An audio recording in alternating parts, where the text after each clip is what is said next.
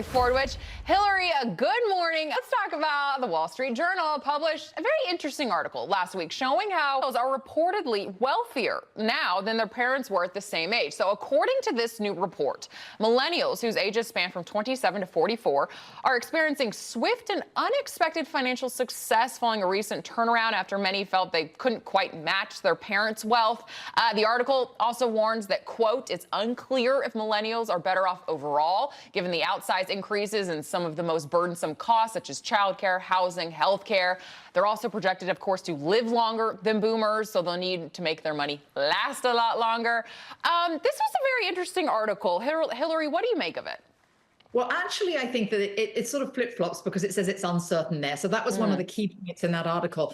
But I think also it all comes to life expectations and what do you consider your standard of living? And going back to our previous point about food being delivered, and have you seen what happens in the current weddings nowadays? They're all having these destination weddings, bachelor parties, and bachelorette parties, that they're flying to different destinations. I think a lot of it is, what are the expectations of a generation? One thing that is a fact: millennials are on track to inherit more than any other previous generation in history from boomers. I think that's one of the things that's very positive for their future outlook. There weren't generations with the immense wealth that the current baby boomers have to pass on to another generation. So I do think their future is brighter.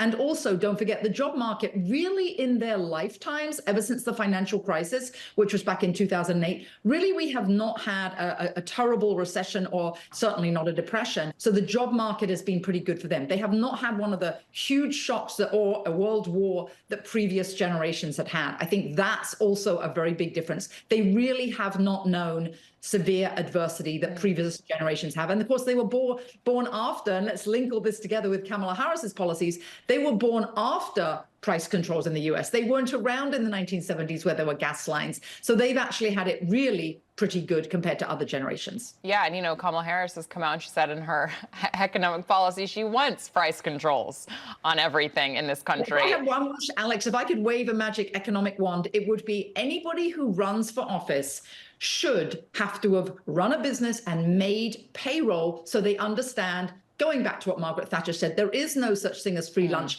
Someone somewhere has to generate that income. Exactly. That is one of my favorite sayings. I say it all the time. Hillary Fordwich, thank you so much for joining us this morning. Such fantastic insight. Pleasure. Thank you, Alex.